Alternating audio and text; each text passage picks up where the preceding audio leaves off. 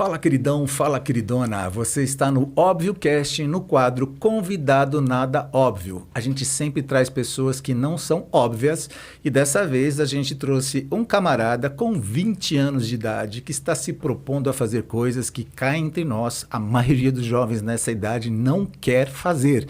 Por isso que esse cara é um convidado nada óbvio. Tá com a gente aqui o João Pedro. Fala aí, João Pedro. Fala pessoal, aqui é o João Pedro. Eu sou missionário em 3 países já e tô seguindo os passos dos meus pais, dos meus irmãos. E aí tô nessa caminhada aí e a gente vai seguindo desse jeito, cada vez mais aprendendo sobre os lugares, cada vez mais com esse sangue, essa garra para poder levar o evangelho de Jesus Cristo para esses países. Você fica o bom dia, boa noite, boa tarde já é quem? Dizendo assim, já fala da onde veio, né? O pedigree fala, sou filho do Claudinei Vicente, o camarada que prega para vários lugares e vários povos e tem um trabalho que ficou muito conhecido agora aqui no Brasil e internacionalmente também, resgatando pessoas lá no Paquistão, né? Sim. Ô João, primeiro, muito obrigado por você estar aqui com a gente. A gente está gravando aqui em Campinas, você que está vendo aqui, talvez se fale assim, pô, onde esses caras ficam? A gente está em Campinas, aqui em São Paulo. E esse camarada veio lá de São Paulo, capital. Então, assim, isso. Tem todo um esforço para poder chegar aqui também. Eu te agradeço pelo teu tempo e a tua disposição em estar aqui com a gente. João, você já disse mesmo, né? É filho do Claudinei Vicente. Já tem algumas experiências em viagens missionárias, né? E você está vivendo os seus primeiros passos de um chamado que está começando a ganhar força. E o que eu acho interessante é que você faz parte de uma família de missionários, isso. Né? Se eu entendi, a sua mãe, ela trabalha como administradora das agências, uhum. E o seu pai missionário, o seu irmão mais velho que está com quantos anos? Ele está com 31. 31 anos de idade, ele é missionário, onde que ele trabalha? Que campo?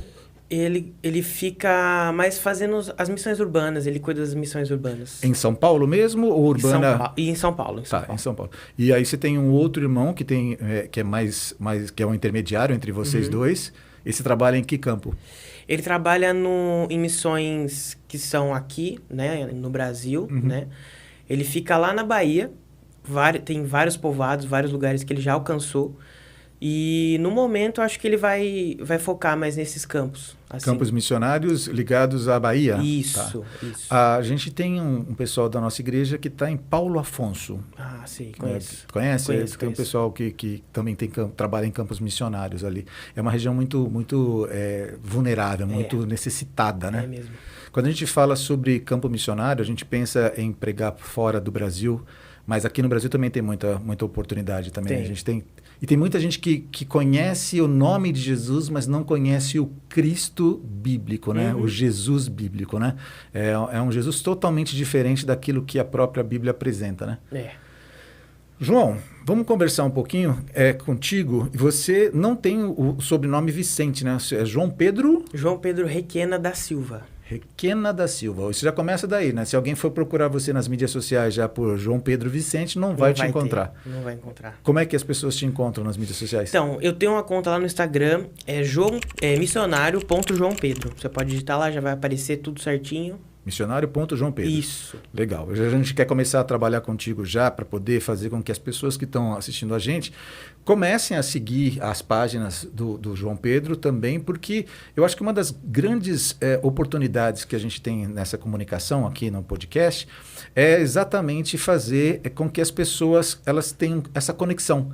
Você que está em campo com as pessoas que estão na cidade, para que essas pessoas possam orar por você, contribuir com os uhum. trabalhos, ajudarem em diversas áreas que são necessárias, porque às vezes não é só questão financeira, não é só questão de oração, às vezes é uma questão física também, né? Tem um monte de coisa que pode ser envolvida. Deixa eu conhecer um pouquinho você e fazer com que as pessoas também conheçam aqui um pouco você. Vamos falar um pouquinho sobre as suas raízes e as suas influências, tá? Como é que foi crescer, João? Você está hoje com 20 anos de idade, numa família que é totalmente dedicada a missões. Como é que foi isso? Eu acredito que no começo quando eu era mais novo, aí para os 5, 6 aninhos de idade, eu tinha uma noção bem rasa do que era...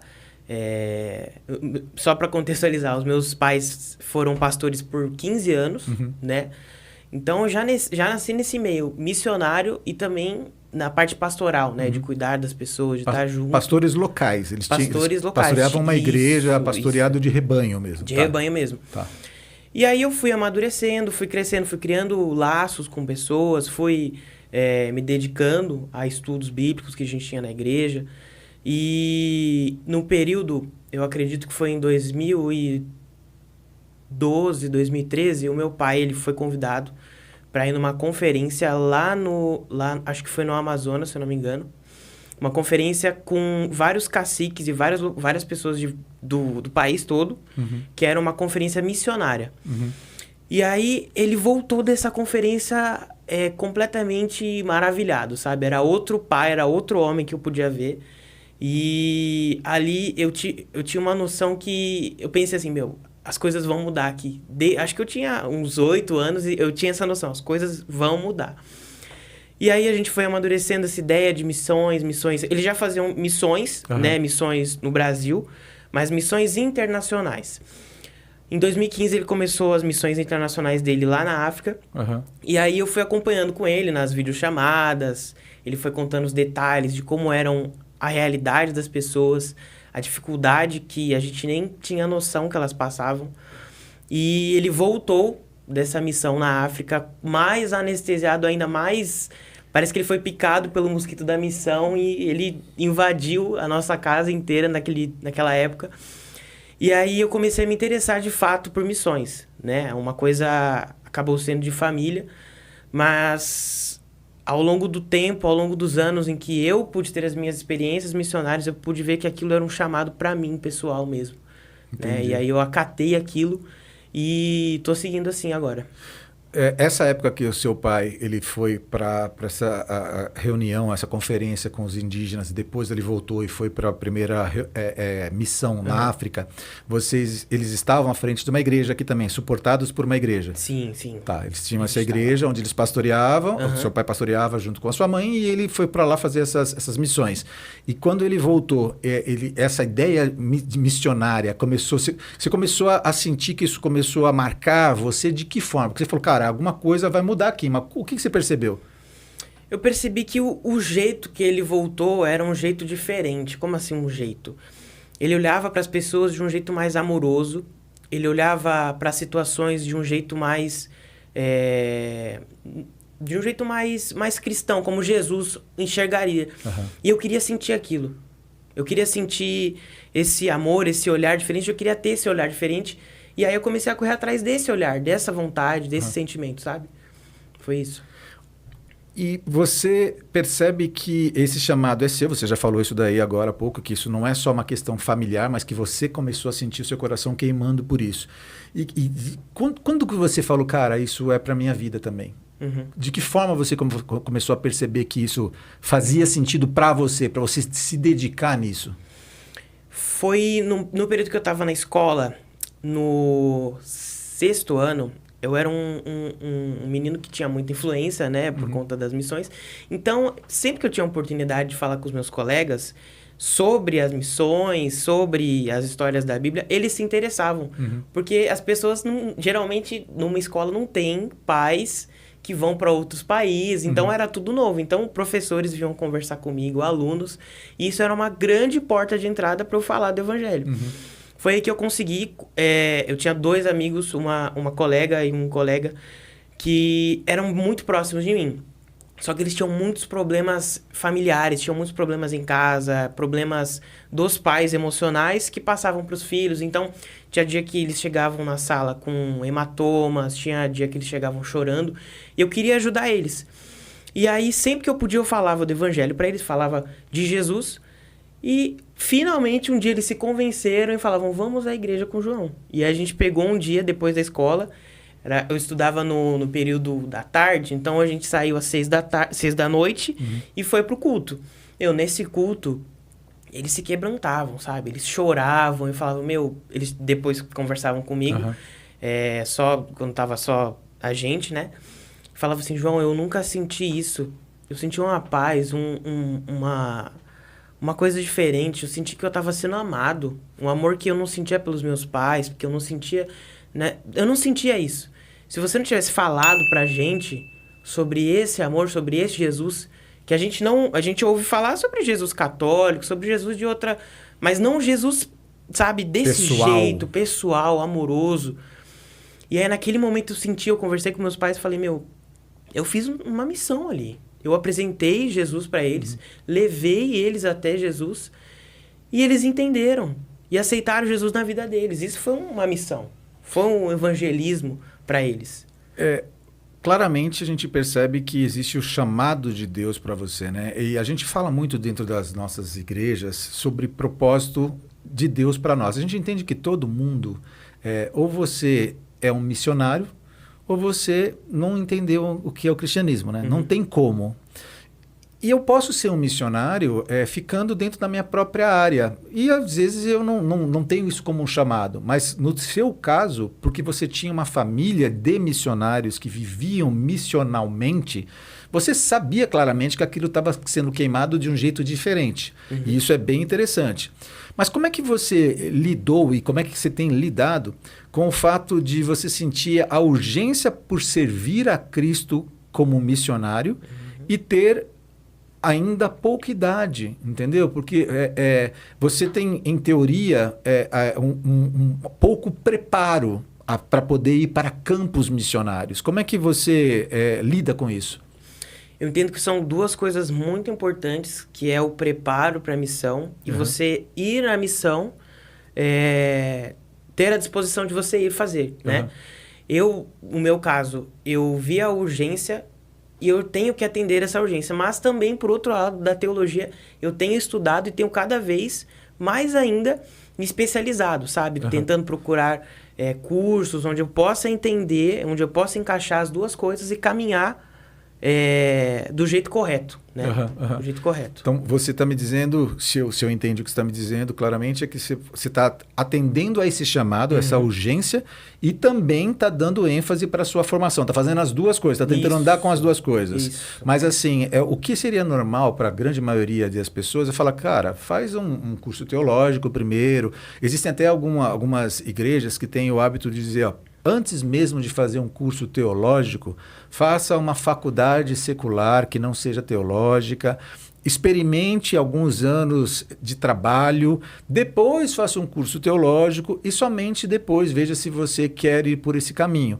Porque a gente já viu várias pessoas que romantizaram demais essa vida missionária e aí acabaram pagando preços altos, né? Casamentos que foram desfeitos, pessoas que ficaram infelizes e tudo mais. Nesse aspecto, o que você diria a quem acha que é romântico demais um jovem se lançar nesse campo missionário? Eu não tiro a razão da pessoa que diz que é romântico demais, porque a gente pode ver, a gente tem vários exemplos de jovens, de até adultos mesmo, que vão na missão sem nada de preparo, sem nada de disciplina, sem nada de Bíblia. A pessoa vai lá na emoção zona, sabe? Na emoção, e aí ela chega lá, passa vergonha, se frustra, pode até se ferir e volta. É capaz da pessoa falar mal da missão, Sim. Sabe? Sim. Mas também eu acredito que tem muitos missionários novos, com pouca idade, assim como eu, que são sérios, que estão indo atrás de uma formação séria, né, que tem contatos com missionários sérios. Então, eu acredito que não dá para generalizar. Cada caso é um caso. Isso. Cada caso é um caso. Não dá pra gente romantizar. Não dá pra gente falar que todo jovem missionário tá indo porque é romântico e porque é emotivo. Não dá pra gente generalizar assim. Eu faço essa pergunta para você, cara, e eu acho legal a tua resposta, porque assim, muita gente tem o hábito de fazer esse julgamento. Mas é importante até lembrar o seguinte, cara, você não veio do nada. O missionário, essa veia missionária tua, é o que a gente acabou de falar agora há pouco. Você tem 5 pessoas na sua casa que trabalham com missões, entendeu? Trabalham diretamente com isso, trabalham há anos com isso. E assim, você trabalha com a missão mais roots possível, naquela mais bruta possível, que o seu pai vai na África, vai no Paquistão, vai em países aí que são países de igreja perseguida, e a gente já fez alguns podcasts com ele já, e você sabe muito bem, porque você tem um convívio com ele, que a vida está em risco o tempo todo. Então, quer dizer, romantizar perder a vida não sei se de repente faz muito sentido. Mas alguém poderia dizer, não, o camarada tá... Assim como existe o jovem brasileiro que foi lutar pela Ucrânia com 19, 20 anos de idade, de um jeito romântico, e agora está tentando voltar para o Brasil desesperadamente porque está sendo colocado no fronte de batalha, assim pode acontecer com um jovem. Mas o seu pai, ele, além de ser o seu pai, ele tem, pelo que eu entendo, e você acha que já comentou comigo, ele é seu mentor. Isso. Ele tem te ajudado, ele tem te mentoreado nisso, né? Então, como é que a mentoria do seu pai, ela influencia nas suas escolhas? E te ajuda a não atropelar processo, inclusive, né? E uma coisa que eu pude perceber depois daquele episódio que aconteceu com os meus colegas na igreja, foi recorrer a ele, né? Sempre perguntar para ele o que eu poderia fazer para cuidar deles, né? Depois que eles se converteram e tal. E também para alcançar novas pessoas. E uma das coisas que ele sempre falou, e ele fala até hoje, é sobre a obediência. Eu sempre ser obediente aos mandamentos do Senhor, sempre obedecer às coisas as missões que ele já teve, ele tem bagagem. Então eu penso assim, o cara, ele tem a bagagem, ele tem a experiência. Eu vou obedecer o que ele está falando, ele sabe o que ele está falando. E ele sempre também me incentivou a estudar, a fazer outras coisas que me deixassem com mais experiência também. Ou seja, cursos, evangelismos, então... Sempre mostrando... Bagagem. Isso, sempre mostrando a urgência das coisas, mostrando a realidade da missão. Só que também dando tempo ao seu tempo, sabe? Dando tempo para eu me especializar, para eu conseguir aprender mais, sabe? Então, acredito que foi isso que ele fez. Isso te ajuda a não atropelar processos, isso, né? Vai fazendo com que você ande passo a passo. Porque a mentoria, a boa mentoria é exatamente essa, né? Fala, olha, agora eu acho que você está preparado para isso. Porque como está andando junto contigo, ele pode dizer, você está preparado para isso. Ou não, você não está preparado para isso, né? Eu acho muito legal a gente conectar o fato de que o fruto não cai longe da árvore, né? Você não chega aqui nesse podcast, até porque não faria nenhum sentido se não fosse assim, né? Você surgir do nada e falar, não, eu quero ser missionário. Tá, da onde veio isso? Da onde surgiu? Aí você fala, olha, eu tenho uma família missionária, eu tenho irmãos missionários, meu pai é missionário, eu tenho um tutor, um mentor, eu tenho um chamado de Deus, eu percebo isso já se comprovou na minha vida. Isso cria a autoridade, né? Essa autoridade que vem de Deus, né? Porque, assim, às vezes, boa vontade... A gente tem um ditado antigo que a gente falava, né? De boa vontade o inferno tá cheio, né? Porque, assim, cara, tem um monte de gente com boa vontade, mas se quebra, né? E é interessante que... Quando eu vejo as escrituras falando, por exemplo, sobre a libertação do endemoniado na cidade de Genezaré ou de Gadara... Jesus, ele expulsou os demônios uma legião de demônios que estava ali, os porcos, lembra daquela situação? Todos eles morreram e tudo mais. E aquele endemoniado, já não mais endemoniado, aquele livre, né? Ele estava junto com Jesus e ele queria andar com Jesus. E Jesus falou para ele não, que ele ia voltar para o meio da parentela dele. Se a gente fosse pensar nos nossos... doutores da lei atualmente, né, que somos nós, cá entre nós, né, a gente ia dizer, não, o cara não pode pregar o evangelho sem ter teologia, esse camarada estava endemoniado, como é que esse camarada pode ir lá para poder pregar o evangelho?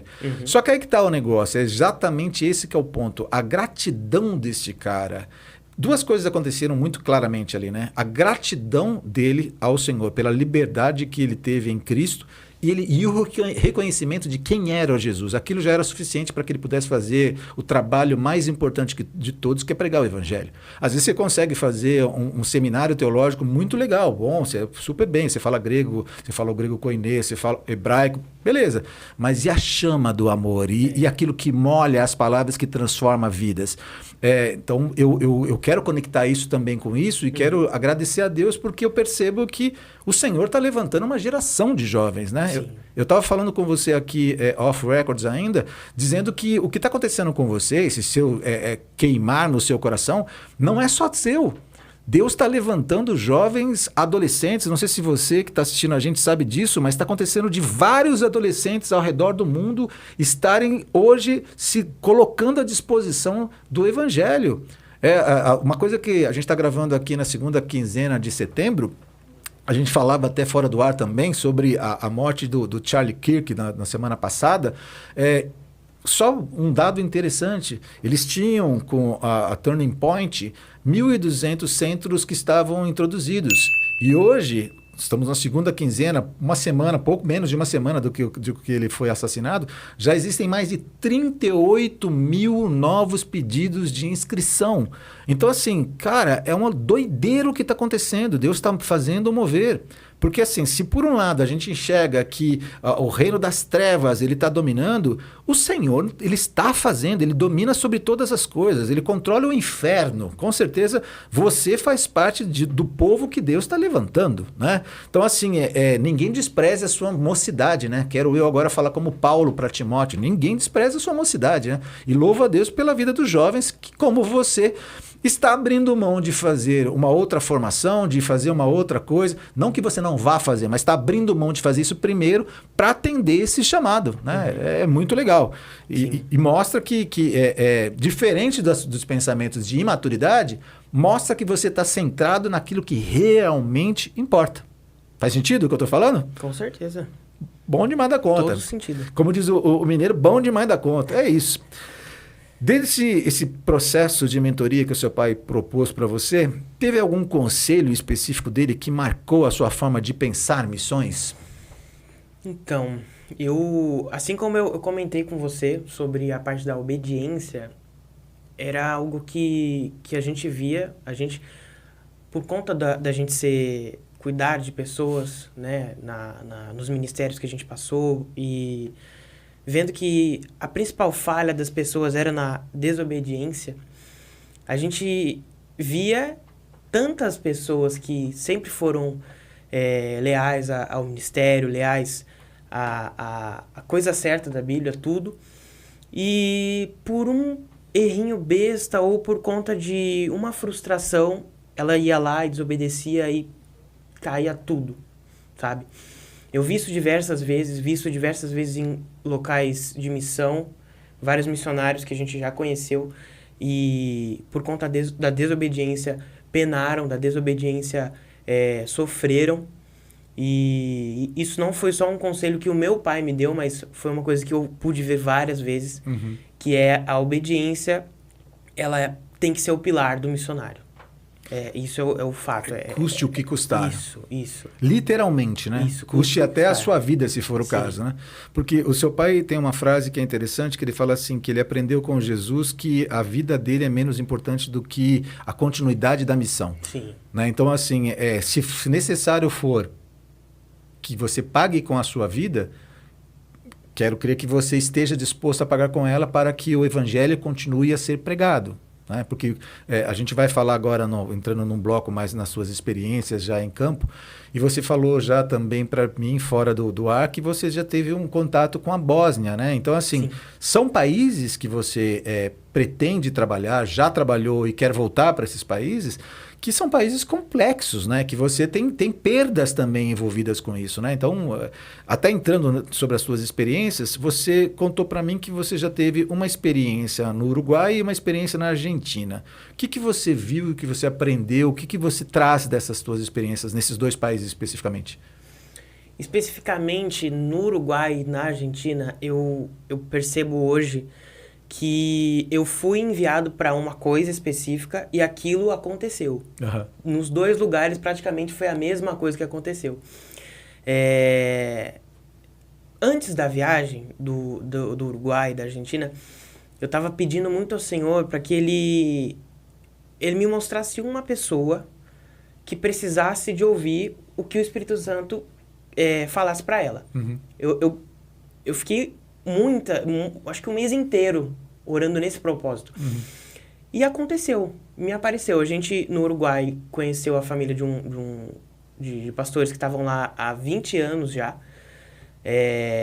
A filha desses pastores tinha crescido lá praticamente, então ela sabia falar o espanhol, sabia falar o português. Então ela já era aculturada. Isso, aculturada.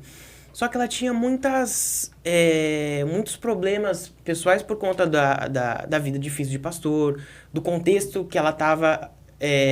só tinha eles de brasileiros, então ela se sentia isolada, excluída. E no momento que eu pude conversar com ela, eu falei uma coisa específica para ela que ela parece que desabou. Ela desabou, ela contou tudo que estava acontecendo na vida dela, abriu o coração dela para mim. E eu falei assim, Senhor, tem coisa aqui. Nesse momento a gente começou a conversar sobre o mover do Espírito Santo na nossa vida. Comecei a contar para ela experiências com os meus colegas que eu tive. E aquilo serviu muito para ela. Porque ela tinha colegas na escola que estavam passando pela mesma dificuldade. E ao longo de alguns dias que eu pude estar com aquela família, eu pude passar para ela o que Deus me deu, sabe? O que o meu pai me trouxe de mentoria, eu pude passar para ela. E aí depois ela colocou em prática, um tempo depois eu conversei com ela e ela disse que aconteceu a mesma coisa, o Senhor falou, o Senhor fez nas amizades dela. E na Argentina foi a mesma coisa. Eu conheci um missionário lá, a gente tinha a mesma idade na época, e ele estava passando pela mesma coisa. Só que a parte dele foram os amigos específicos que ele tinha na escola, que eram muito difíceis. Eram rapazes muito agressivos, muito fechados. E ele queria ser mais íntimo deles, ser mais próximo. E toda vez que ele falava sobre Jesus, eles não queriam ouvir, porque a Argentina é um país extremamente ateu, é um país extremamente que não gosta de saber de cristianismo. E ele estava ficando super angustiado, porque ele tentava e não conseguia.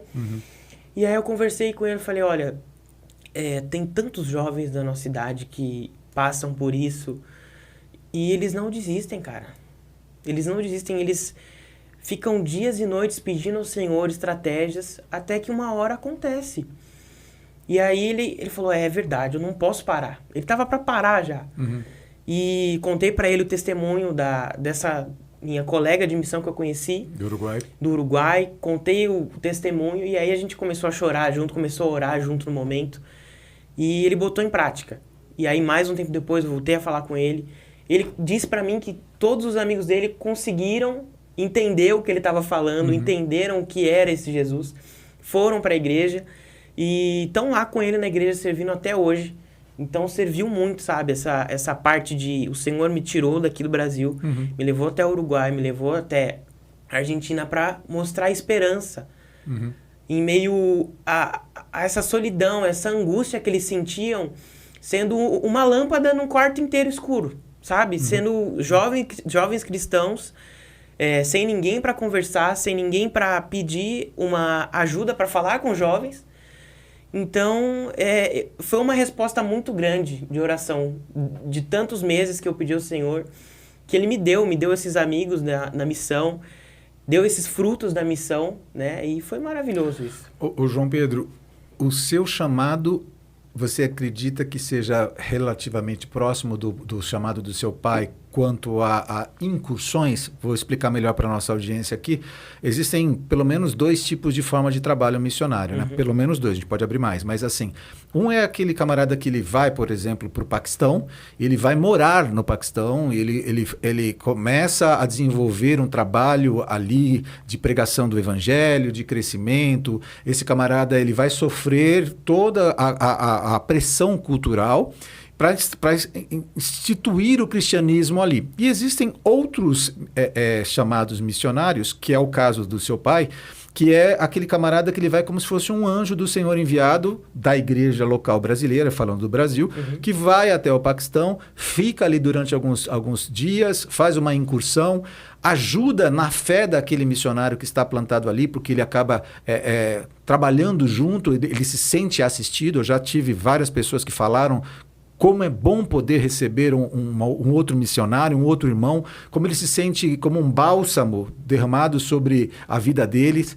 que muitas vezes o camarada ele se sente abandonado, e é normal, nós somos seres humanos, o cara está ali em nome do Senhor, mas ele se sente abandonado muitas vezes. Ele pode ser suprido financeiramente, as pessoas podem mandar até uma carta para ele, se é que ele pode receber carta, né? Tem países que não pode, mas assim, quando chega alguém lá, o cara fala, puxa, Deus me visitou através de você, né? Essa é a missão do seu pai. No seu caso, você entende que seja uma de ficar num país específico ou de fazer incursões? Por conta das missões que a gente fez e por conta do meu tempo pouco de missão, meu tempo pouco de estudo, eu acredito que o que eu tenho que focar nesse momento são as incursões. Tá. E E depois a gente pode pensar no futuro, a longo prazo, para a gente poder ficar num país, num lugar só, por um tempo. Quando Aprendizado. Já tiver isso, aprendizado, quando eu já tiver bem mais para frente. Mas atualmente eu tenho focado nas incursões, né, que a gente tem feito. Para mim faz total sentido, porque assim, você está se desenvolvendo em todos os sentidos, né? Você está aprendendo sobre missiologia, você está aprendendo sobre teologia, você está aprendendo sobre cultura dos povos que você está indo. Você está se desenvolvendo efetivamente. A diferença é que ao invés de você fazer uma faculdade e depois você ir para lá, você já está fazendo as duas coisas juntos. Você está andando já... É o prático, né? O famoso prático, tá vivendo com o empirismo, mas ao mesmo tempo com o coração queimado pelo Senhor, queimado pelo Espírito Santo de Deus e sendo bem assistidos, tutoriado por pessoas maduras que estão junto com você, em oração e também de modo, na medida do possível, físico, né? Físico, financeiro, físico, prático também. Sim. E você comentou também que você teve uma experiência na Bósnia, onde você conheceu missionários entre os ciganos. Conta para mim um pouquinho sobre essa história. Então, gente, o contexto da Bósnia é um lugar pós-guerra, né? Um lugar onde teve muitos conflitos, né? Ela fez teve algumas uniões com a União Soviética, teve desligamentos, né? Independências, que isso gerou muita revolta, né? Muitos banhos de sangue. Então, a população hoje é uma população bem mais fechada, uma população que tem um pouco mais de medo a conflitos, né? A coisas que vêm do mundo de fora para cá, para lá, né? Então, é um lugar que ninguém ouve falar. Você ouve a palavra Bósnia, você não associa... Você nem sabe de que continente é esse, o cara não tem uma noção. Sim. O pessoal da minha geração já conhece um pouquinho, porque a gente viveu essa época da guerra, mas depois ela sumiu dos noticiários, né? Então imagino que seja um país que não esteja mais em guerra, mas que sofra todos os horrores pós-guerra, né? Sim, então você está falando de gerações inteiras que perderam famílias, você está falando de pessoas que elas enxergam o mundo de um jeito diferente da gente. A gente, por graças a Deus não ter essa experiência no Brasil, a gente nem sabe o que é um pós-guerra, né? São filhos criados sem pais, falta de oportunidades, falta de acreditar em Deus muitas vezes, porque fala, como é que Deus pode permitir que isso aconteça com os seres humanos? Né? Tem um monte de coisa, né? E nesse ambiente que você está falando aqui para mim, que é o pós-guerra, você teve uma viagem para lá. E nesta viagem você conheceu um missionário? Como é que funciona isso? Conheci o missionário Walter. O missionário Walter, ele chegou lá, acho que há 30... com certeza há 30 anos atrás. Uau! E chegou sozinho, chegou só com um plano de missão e com Deus, né? No coração. Fé e coragem, Fé e literalmente. coragem, literalmente isso. E aí ele tinha... Qual que era o projeto dele? Alcançar os ciganos da cidade que ele estava. A cidade que ele trabalha, que ele reside, é a cidade de Zenica. É o interior, se eu não me engano, a 30 quilômetros da capital. E nesse lugar, é um lugar onde tem muitos muçulmanos, que é outra questão que também tem, que a Bósnia é um lugar onde tem mais de 80% da população, ela é muçulmana, e o resto é suprimido com as minorias, que é o cristianismo, que é o catolicismo, mas super reduzido, ou nem relatado que tem, né?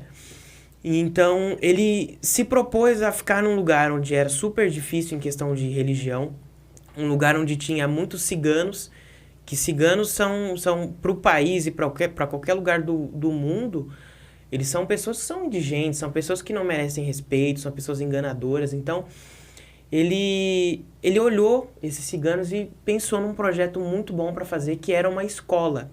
Ele montou uma escola que que ele instruía os filhos desses ciganos e também incluía dos bósnios também, né? Diretamente. Sim. Ele fazia essa mescla para as crianças já crescerem sem essa coisa de preconceito, Sim. saberem que é tudo uma coisa só.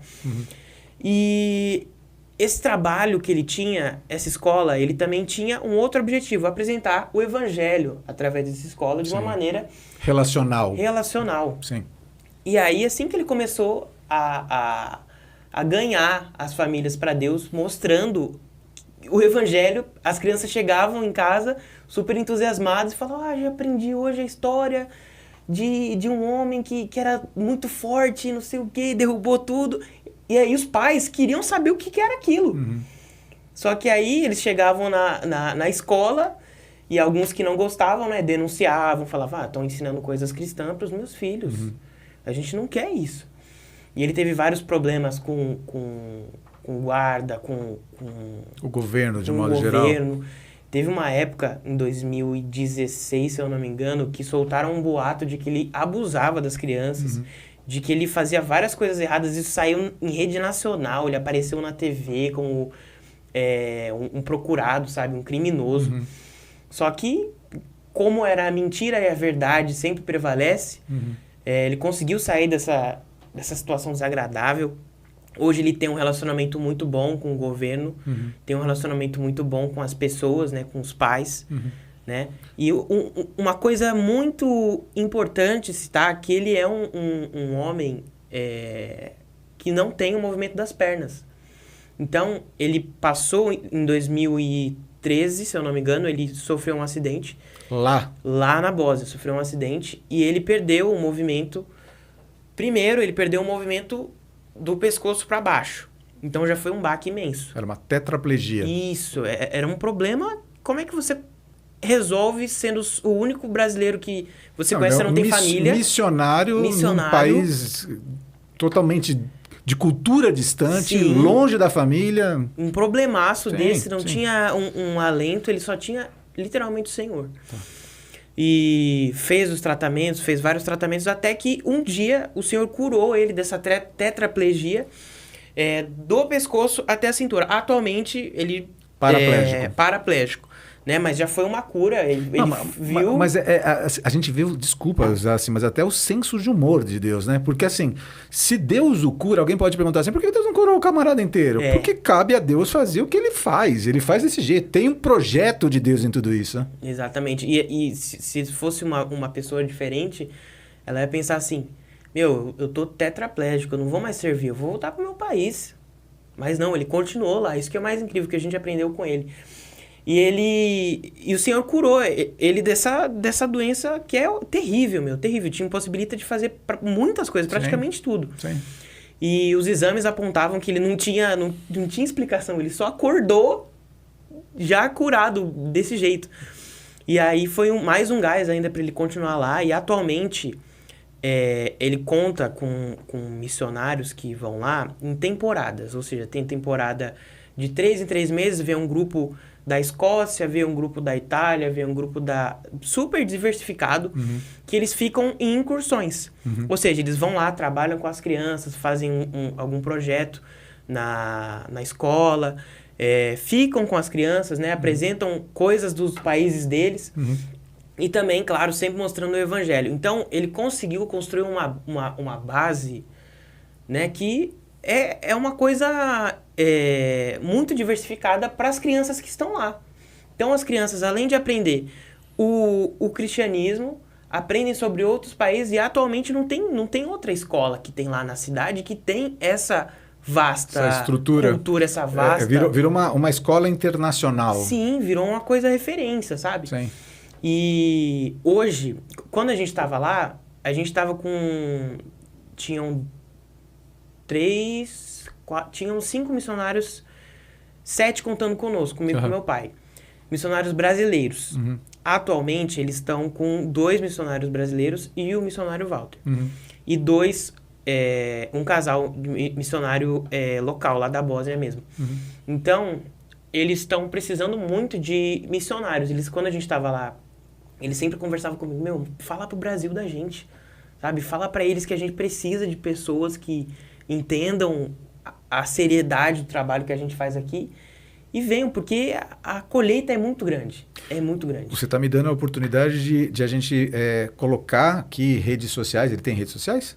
Tem. Então a gente vai colocar exatamente nesse ponto aqui na edição a rede social do missionário Walter. Isso. para que as pessoas possam conhecer a estrutura de trabalho, possam se conectar.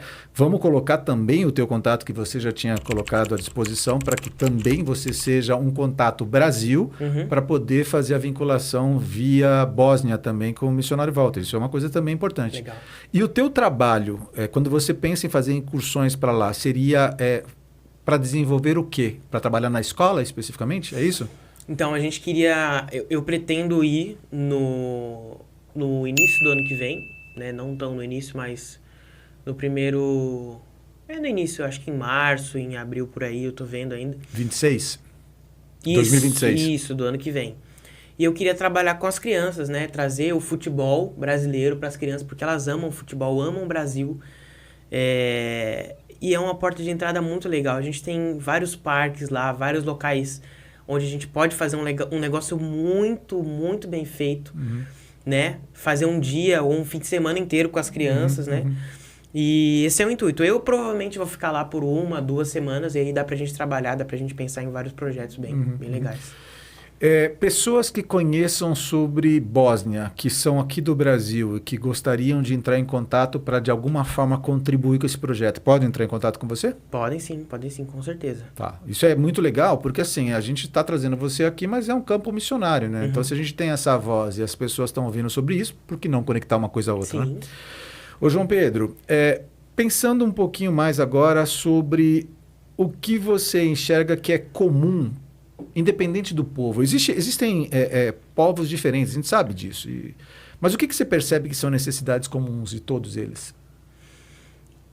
É uma coisa que talvez seja um pouco óbvia, mas a pobreza. A pobreza em todo lugar é uma coisa terrível, é uma coisa que a gente vê que é nítido. Às vezes essa pobreza ela é dada por conta do preconceito que as pessoas têm, às vezes com imigrantes do país, às vezes o país é quebrado, a moeda do país não funciona, e a pobreza que faz as pessoas...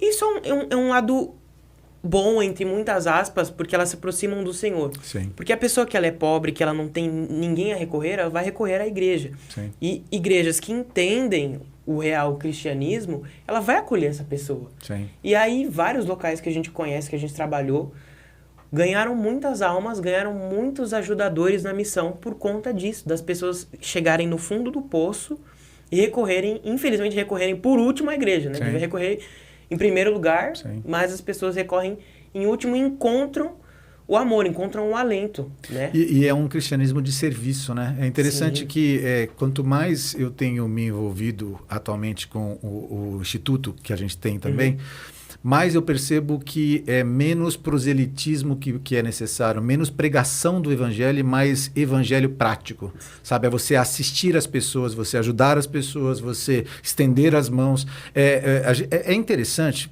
até puxar aqui uma coisa que me ocorreu um tempo atrás, mas que não é nenhuma novidade. Eu já ouvi isso minha vida inteira. Eu sou cristão há 35 anos. Então, assim, o primeiro mandamento é amar a Deus sobre todas as coisas e o segundo é amar o próximo como a ti mesmo. Mas, cara, é interessantérrimo que quando Jesus ele falou assim, não adianta você falar que você ama a Deus, né? Que você não vê se você não ama o teu próximo que está do seu lado. E aí a gente consegue criar algumas coisas que nos afastam disso. Exemplo, apesar de ter sido dado para Moisés 10 mandamentos, os hebreus eles transformaram esses 10 mandamentos em 613 mandamentos. E aí Jesus, quando vem, ele vai, e não somente ele repete os 10 mandamentos, mas ele abole os 10, não abole, né? Ele coloca, vamos colocar um poder de concisão, não é abolir. Ele conseguiu resumir tudo dizendo, 2 mandamentos. 2 mandamentos, né? É amar a Deus sobre todas as coisas, é o próximo como a ti mesmo. E aonde eu vou para isso? O evangelho tem que ser prático. Eu tenho que olhar, é sobre o outro, né? Não é sobre mim. Eu já fui alcançado, agora é o outro, eu preciso fazer isso pelo outro. E é interessante que quando você começa a colocar isso na sua mente, você começa a perceber, cara, que todas as coisas convergem para isso. Tem pessoas, eu estava ouvindo hoje um podcast do pessoal do Jesuscope, que eu gosto bastante, e eles estavam falando sobre a luta contra a pornografia. E aí, falando sobre jovens que tentam lutar para vencer a pornografia. Só que, na verdade, a pornografia, ela tem que ser vencida, sim. Mas ela tem que ser vencida não para que você vença, para que você simplesmente fique livre da pornografia. Coloque a sua motivação em servir a Cristo, a fazer aquilo que Cristo propôs que você fez. E, automaticamente, isso daqui, ele passa a ser secundário. Essa pornografia, ela deixa de existir porque você está fazendo as coisas para o Senhor. Então, você não pode fazer uma coisa servindo ao Senhor, fazendo isso. As coisas mudam o foco, muda a coisa. Quando você olha para o próximo, que é o que você está fazendo agora, você começa a ver as coisas por uma perspectiva bíblica. E é incrível, porque, puxa, todo mundo tem a mesma Bíblia que eu tenho. Só que assim, a Bíblia que a gente tem, ela nos diz que eu tenho que servir ao meu próximo. E servir não é simplesmente eu convidar o meu vizinho eventualmente para poder ir na igreja porque vai ter um preletor ou alguma coisa assim, uma cantata ou alguma coisa assim. É efetivamente entender o ID de Marcos 16. Sim. Eu preciso entender isso de um jeito muito mais ativo, né? Eu tenho tido a oportunidade, louvo a Deus por você estar aqui com a gente, o seu pai também está com a gente, e essas possibilidades, de conversar com missionários, que isso... É impossível conversar com missionário e não sentir a chama do propósito. É impossível. Até porque se você conversar com missionário e você não sentir isso, alguma coisa está errada, né? O missionário tem que ter essa chama de propósito. Ele tem que fazer com que você se sinta subaproveitado. Para que você fale, cara, você pode fazer mais. Tem gente que está disponível aí. Que é o que você acabou de falar agora sobre a pobreza, né? Sim. Você falou, cara, tem pobreza em tudo que é lugar. E essas pessoas, como tem pobreza em tudo que é lugar, e o próprio Jesus falou, aos pobres vocês sempre terão convosco, esta necessidade abre uma oportunidade. Sim. Né? A oportunidade de você pregar o evangelho, de fazer essa transferência de bênção, né? De você pegar e levar para essas pessoas aquilo que você recebeu, né? Mas como essa entrevista é sua e não é minha, porque eu gosto de falar pra caramba, cara, o pessoal já me conhece já, né? Vamos entrar um pouquinho sobre família, legado e os seus novos caminhos, tá? Como é que é carregar o sobrenome Vicente? Eu sei que você não tem o Vicente no teu sobrenome, mas você entendeu o que eu quis dizer aqui, que é tão ligado a missões e ao trabalho no Paquistão. É algo muito importante, né? Algo muito... onde a gente consegue ver o que o Senhor fez na vida do meu pai, e isso vindo através dele, vindo para a minha vida, vindo para os meus irmãos. É uma oportunidade da gente poder mostrar que tem muitas missões, muitos locais ainda. Eu vejo isso como uma responsabilidade minha, mostrar que tem muitos lugares que precisam, assim como o Paquistão, muitos lugares que precisam de ajudadores, que precisam de missionários sérios. E eu quero me tornar um missionário que consiga ser essa referência, assim como meu pai é, sabe? De um jeito, não de um jeito egocentrista, mas de um jeito onde eu consiga mostrar Jesus para vários lugares, alcançar lugares onde ele ainda nem imagina em alcançar ou talvez nunca conseguiu alcançar. Eu quero ter essa abertura, eu quero ter essa oportunidade, essas oportunidades de fazer isso, sabe? É o que eu mais necessito como responsabilidade, uma coisa que eu vejo que é uma coisa urgente, né, para eu fazer, para eu levar isso como uma base no meu coração, para não desistir, para não titubear no caminho, para sempre seguir nesse processo, nesse foco. É muito rico o que vocês estão desenvolvendo. Eu sei que existem outras missões e outras pessoas desenvolvendo isso também, mas assim, o fato de você ser essa ponte entre os dois mundos, sabe? O Brasil está se transformando, graças a Deus por isso, no que os Estados Unidos foi por muito tempo, né? O mantenedor do mundo, né? Os Estados Unidos mandavam missionários para outros países. Nós somos frutos de missões americanas, né? E assim, vocês hoje estão sendo os missionários brasileiros sendo enviados para fora, né? E a igreja brasileira pode, assim como a igreja americana compartilhou desse crescimento do cristianismo no mundo, a igreja brasileira pode compartilhar disso também, fazendo parte disso, né? Enviando, orando, dando condições financeiras, estruturais. Isso é muito legal, porque quando se fala sobre missões, um jovem... 20 anos de idade, que não tem a tua mentalidade, que não tem a sua maturidade, ele pode simplesmente pensar o seguinte: eu vou buscar a Deus e o Deus vai me usar em sinais, prodígios, curas, maravilhas lá, e pode usar, ok. Mas assim, a gente tem um ideal, às vezes, que é diferente de como Deus costuma agir. O Deus, ele age no ordinário e não no extraordinário. E o que é o ordinário? É você dar assistência, é você estender as mãos, é você conectar essas pessoas. Só o fato de você conseguir mobilizar pessoas no Brasil, por exemplo, vamos imaginar a Bósnia, tá? Para fazer com que, da mesma forma como o seu pai tem movido pessoas no Brasil para pensar no Paquistão, você passa automaticamente a colocar a Bósnia na lista de oração de centenas de milhares de pessoas. Pessoas começam a procurar, como procuram seu pai, para poder ajudar financeiramente, para poder se conectar com as missões. E isso é uma coisa que aquele missionário tradicional que pensa apenas em servir a Cristo como sendo o agente da transformação milagrosa, ele perdeu um pouco, eu acho. Não precisa ser uma coisa ou outra. Cara, Deus use você da forma como Ele quiser usar. Mas o mais interessante é que quando a gente vê o Senhor curando uma pessoa, aquela pessoa é curada e as pessoas ao qual tiveram contato com ela são abençoadas. Quando você planta o evangelho, quando você implanta uma igreja, quando você levanta uma escola, você está falando de mudar, às vezes, gerações. Você está mudando a base das coisas. A exemplo do que a gente está vivendo no Brasil, que foi plantado há 30, 35 anos atrás, pensando agora em relação ao socialismo que o Brasil está vivendo, cara, se você plantar coisas boas, você vai colher coisas boas. Sim. É assim que funciona, né? Sim. No reino dos céus funciona desse jeito, né? Os seus irmãos, eles atuam em campo missionário, conforme você falou, e a sua mãe no operacional. E o que cada um desses te ensina? A minha mãe, ela sempre me ensinou de sempre ser sempre ser uma base. Quando meu pai e eu, a gente faz missões, um exemplo, né? Às vezes, sempre você tem que ter uma pessoa racional e uma pessoa emocional. Porque Sim. quando uma tiver no máximo, a outra vai lá e corrige e vice-versa. E aí vocês conseguem fazer um trabalho muito bom. Às vezes, na missão, quando eu tô muito emocional, meu pai vai lá e mostra racional. E também vice-versa. Uhum.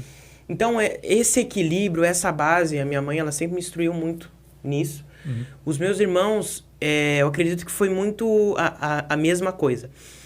Quando a gente sempre fazia evangelismos, nós três juntos, eles sempre tinham em comum uma coisa, que era essa garra, essa autoridade. Uhum. Como se eles estivessem num campo de batalha, onde aquilo era realmente uma batalha e eles estavam saindo como soldados já vitoriosos. Uhum. Então, ter essa garra no ambiente missionário, ter essa autoridade, não ter medo das coisas, não ter medo das adversidades que podem acontecer, foi uma coisa que eu aprendi muito com eles em várias ocasiões que a gente teve. E como é que você enxerga a sua contribuição para a geração mais jovem, na sua família especificamente? Porque assim, você está falando do seu irmão com 32, você está falando de um outro que tem um intervalo de 11 anos para você que está com 20 anos, seu pai que está com 40 e poucos anos, quase 50, né? Menos que 50. Mas e aí, qual que é a tua contribuição nisso? Eu vejo que essa contribuição, essa parte já foi revelada para mim desde a época da escola, como a gente citou várias vezes. Que é mostrar para jovens da minha idade, para jovens dessa faixa etária, que realmente estamos num momento de guerra. Realmente a gente está num momento de guerra espiritual constante.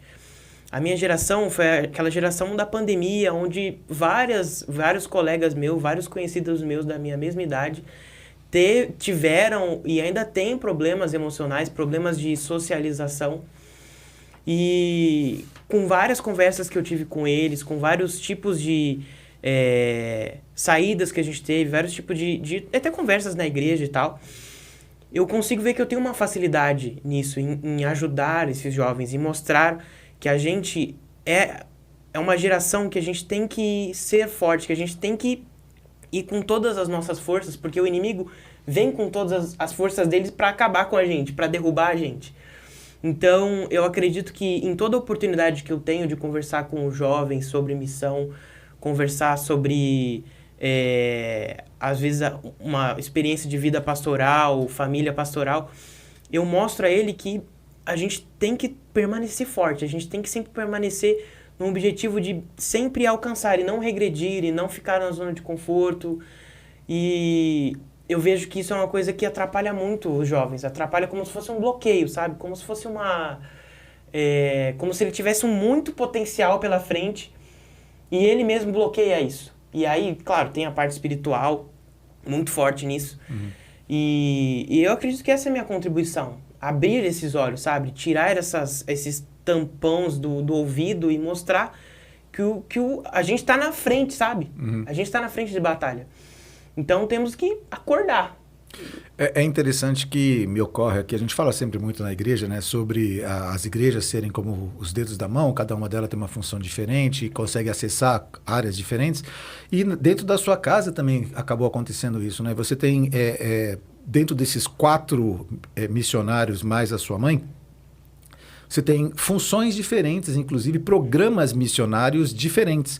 E eu acho que você também se levanta para ser um conector com essa nova geração pela própria face. Você tem essa facilidade porque é a sua geração, né? Sim. Então você conhece a dor desses jovens, você consegue falar para eles algo que você entende. Eu, por exemplo, eu dou aulas para jovens a partir de 12 anos de idade. Mas assim, eu represento e tento entender eles, mas eu não sou empático, porque eu não consigo viver a vida deles, eu não vivi a experiência deles. Você viveu a experiência deles. Então você consegue falar com uma autoridade diferenciada. Isso não é obrigatório, mas te dá mais autoridade. Isso é importante. E isso é muito rico, porque a gente está, como a gente já falou aqui, poucos dias após da morte de um jovem que pregava nos Estados Unidos, lá que é o Charlie Kirk. Você entende que esse seu chamado e tudo que você conversou aqui pode colocar você em risco?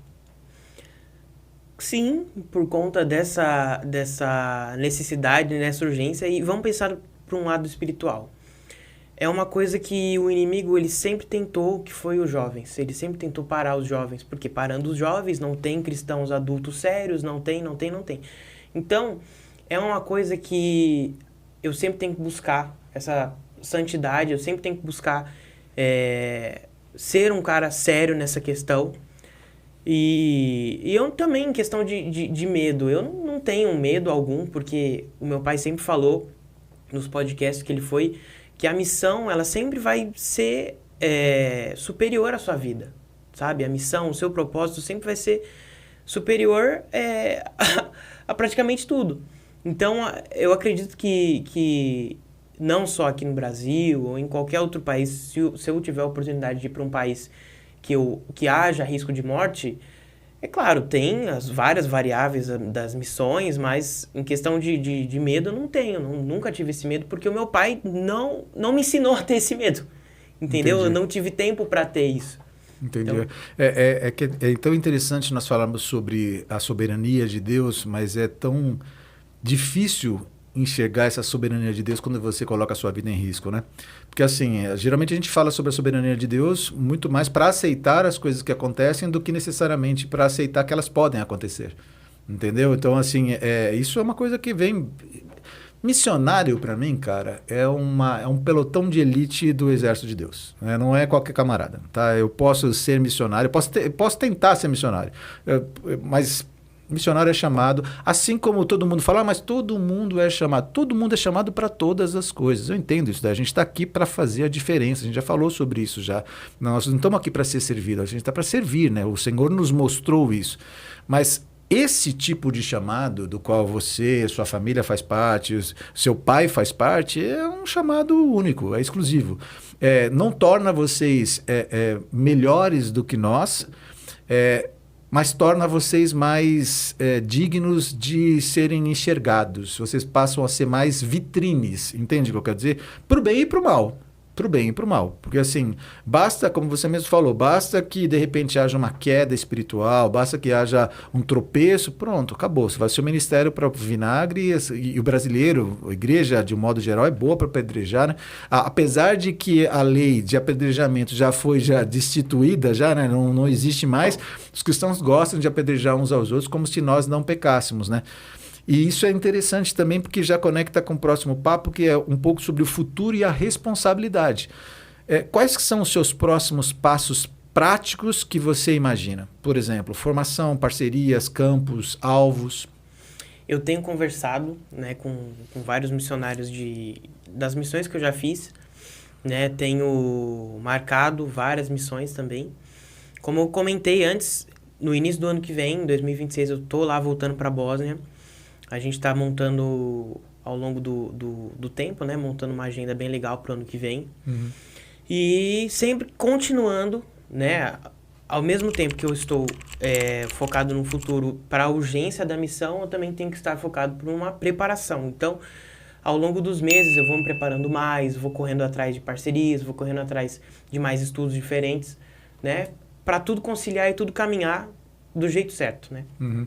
É interessante que muitas pessoas, quando ouvem a gente aqui nesse podcast, falam assim, puxa, ele poderia ter uma formação, que a gente já falou sobre isso aqui no começo, né? Uma formação primeira. Primeiro que você está falando que você vai fazer as coisas andando juntas, elas vão andar acompanhadas. E a segunda, que eu queria chamar a atenção para a audiência, eu até tinha conversado com você um pouquinho sobre isso fora do ar, que é uma oportunidade, de repente, de algumas pessoas investirem também em você na tua própria formação, né? Existem várias formas de fazer investimento em você e uma delas é essa. Então, se de repente, assim, você que está assistindo a gente enxerga uma possibilidade de contribuir com a formação teológica também do João Pedro, uma bela oportunidade para você entrar em contato com ele também, né? Parcerias. Quando você fala sobre voltar lá para a Bósnia em 2026, em março, você está sendo hoje mantido por alguma agência já custeado 100% ou vocês estão pegando da agência, ainda está trabalhando para que isso seja composto? Como é que está isso, financeiramente? Atualmente a gente tem a nossa organização, né? A gente tem uma organização missionária que é a Onde Deus Mandar, a ADM, que a gente é a nossa família, né? A gente estamos estruturando, né? A gente está no começo dela ainda, mas a gente, às vezes as pessoas querem contribuir e para ficar uma coisa mais segura para as pessoas que vão doar para a gente, vão poder fazer as contribuições, elas vão doar direto para a ADM, né? Ou seja, tem mantimentos que a pessoa quer para alguma missão aqui no Brasil, alguma catástrofe que aconteceu igual no Rio Grande do Sul que aconteceu. Então, a gente está querendo fazer com esse nosso começo, a gente está querendo fazer uma coisa muito interessante, muito bênção mesmo, que é conciliar as missões nacionais, né, que a gente vai querer fazer recorrentemente aos anos, e também as internacionais, que é a compra dos escravos também, visitando povos novos também, é uma coisa que a gente tem como... como que é a palavra? A gente tem como objetivo, como meta. E é assim, a gente vem caminhando desse jeito. Tem muita gente que pode estar pensando assim, puxa, mas os camaradas poderiam estar ligados a outras agências que já existem. Da mesma forma como Deus, ele permite que as igrejas tenham denominações diferentes e a finalidade é muito clara, é fazer com que o evangelho seja preservado e as missões de cada uma das igrejas sejam preservadas, assim funciona com as agências missionárias também, né? O que não impede, aliás, não somente não impede, mas até estimula-se todas as outras agências a conversarem umas com as outras para poder somar esforços. Então, assim, se você quer, inclusive, trabalhar junto com eles, quer poder vincular de alguma forma, entre em contato com a agência deles para que vocês possam juntar, para poder fazer aquilo que o evangelho propõe que seja feito. Né? Mas eu fiz questão de comentar isso porque é muito normal que as pessoas falem assim, puxa, mas existem tantas agências missionárias. Sim, como existem tantas igrejas também. Então, nós não somos como existe no caso da Igreja Católica, que é um governo que está lá em Roma e todas as igrejas respondem à Igreja Católica. Nós estamos também descentralizados. E por que as agências também não podem ser descentralizadas da mesma forma? E, no entanto, quando a gente conversa, por exemplo, com seu pai aqui, falando sobre Paquistão, ele fala para a gente que lá não tem Igreja Quadrangular, não tem Renascer em Cristo, não tem Lá é cristão, amigo. Lá, se o couro tiver que comer, vai comer nas costas de todo mundo, seja o cara que ele quiser ser. Porque lá é cristão. Ou você é cristão, ou você é muçulmano, ou você... É isso. Então, assim, a gente tem que ter uma visão que alguns poucos homens de Deus conseguiram enxergar, que é a visão de reino, a visão literalmente de reino. Né? É claro que a gente tem o entendimento de que quando se fala sobre a corrupção humana, a gente enxerga que podem existir muitos interesses e quando você está vinculado a algumas entidades, elas são mais sérias do que outras, ok. Mas assim, puxa, basta você se envolver com aquilo, né? Quanto mais você se envolver com aquilo, mais você percebe a seriedade das coisas que estão sendo feitas. É fácil enxergar isso, né? O problema é que a gente está muito acostumado a delegar, né? A gente delega como se, fiz minha parte, dei minha contribuição para a conta do camarada, passei lá e acabou. Moço, se essa é a sua visão, é muito pequena, né? O reino é muito maior do que isso, né? Sim. E que conselho você gostaria de receber de outros missionários, não somente dos seus pais, não somente dos amigos que você já teve contato, mas outros missionários mais experientes? Como você poderia ser acessado para essas pessoas te ajudarem? Você estaria aberto a ouvir outros missionários também? Isso é uma pergunta muito importante, porque eu vejo vários missionários da minha idade que, não vou generalizar, mas tem vários que não aceitam falar com missionários mais velhos. Velhos. Porque eles parece que estão numa fase de que, eu sou o bonzão, eu sou o novo, então não vou acreditar nas coisas que esse cara tá vendo, porque ele viveu há anos atrás, ele não sabe de nada. E isso é uma coisa muito, muito errada que os jovens fazem. Porque eles vão lá, fazem isso, fazem essa escolha e acabam envergonhando o nome do Senhor em vários lugares. Então, eu sou super aberto a conversar com missionários mais experientes, com certeza, porque eu vi com o exemplo do meu pai que eu só tenho a ganhar com essas conexões, só tenho a ganhar com esses ensinamentos que eu vou ter deles. Então, se algum missionário mais velho, mais experiente está vendo e quiser conversar comigo, pode vir conversar, que eu estou completamente aberto para qualquer tipo de conselho, feedback, que é uma coisa que só vai uma coisa para me ajudar, né? Então, acrescentar, lapidar, né? Isso, só me lapidar. E até porque vocês estão consolidando também a agência missionária de vocês, isso é importantíssimo, para vocês tenham relacionamentos com outras agências, com outros missionários, outras pessoas, né? Isso é importante, né? A gente não falou que, de repente, você visitar uma pessoa em campo faz com que essa pessoa sinta-se como um bálsamo, porque você troca experiência, isso acaba acontecendo, né? Isso acaba ajudando muito. E como é que as pessoas que estão assistindo a gente aqui, elas podem orar por você? O que seria um pedido de oração que você proporia para essas pessoas? Por você. Por mim. Eu vejo que nas missões, quando a gente está no campo missionário, ou até em preparação da missão, a gente precisa muito de uma oração, que a gente seja sensível à voz do Senhor. Que a gente sinta consiga discernir o que é carnal e o que é espiritual. Porque às vezes na missão a gente tá tomado pela emoção e a gente não sabe o que fazer. A gente fica meio... não sabe se a gente ora, não sabe se a gente faz outra coisa, não sabe se aquilo é uma enrascada. Então, eu preciso de orações que nessas orações contenham palavras Qual o nome da palavra? Discernimento espiritual. Não, é uma coisa como se fosse... Vamos supor, eu oro para você, para que você tenha o discernimento, tenha a visão, se sensibilize do que é santo e o que não é santo. Sabe? Exatamente isso. O que você está me passando é mais ou menos assim, que isso foi, inclusive, aconteceu com os próprios apóstolos, né? Pareceu bem a nós e ao Espírito Santo e eles cometeram erros também. Mesmo assim, em certo momento, eles levantaram um apóstolo que era o substituto de Paulo. E o Espírito depois disse claramente, não é Paulo, não é esse camarada, esse cara é muito bom, legal, mas não é ele, tem um outro camarada aqui. E em outros momentos eles falam, pareceu bem a nós e ao Espírito Santo, que eles conseguiram uma conexão com o Espírito Santo que faz sentido. Eu acho que o que você está dizendo aqui é que todas as pessoas que estão assistindo aqui, orar para você e por você, para que Deus lhe dê condições de ouvir a voz de Deus sem ter dúvida de que é Ele que está dando direções. É isso. Sim, sim. Discernimento espiritual, direção espiritual. É mais ou menos nesse sentido que você está falando? Isso. Que faz sentido total para mim. Porque cá entre nós, isso deveria ser uma oração nossa por todos os cristãos que, inclusive, estão em liderança, né? Estão à frente de trabalho.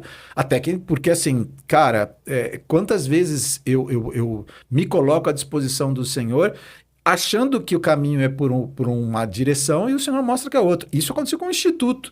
O nosso Instituto tinha uma direção que o Senhor claramente mostrou que o risco de a gente viver alguma coisa política era muito grande. E o Senhor falou, não é por aí, é por um caminho totalmente distinto.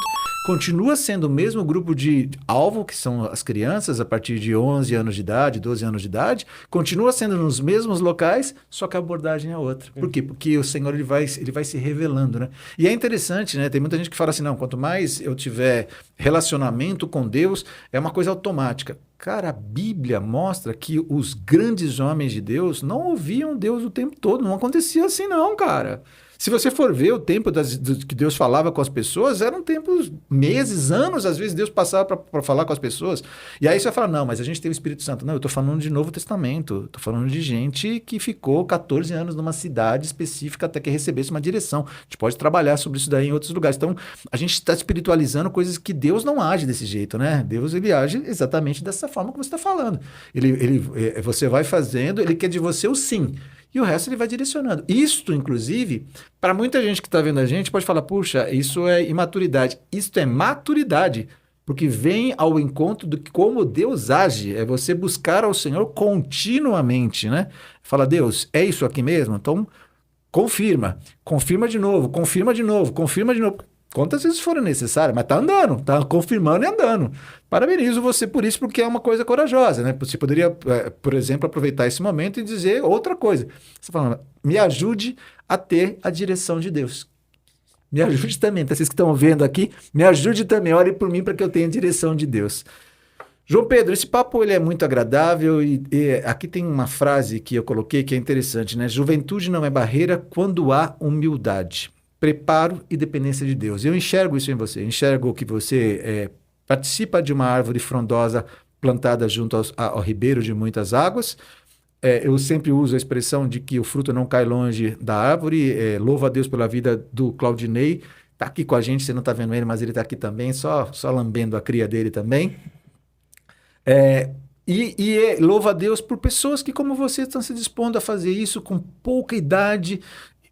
Cara, a quantidade de pessoas que Deus pode utilizar para transformar através da sua vida, a quantidade de coisas que Deus pode criar através da sua vida, porque você está se entregando com a sua pouca idade, na sua tenra idade, você está se dispondo a fazer isso. Então, louva a Deus pela sua vida. Eu quero chamar as pessoas aqui para que orem pelo João, pelos missionários jovens e pela continuidade desta obra, tá?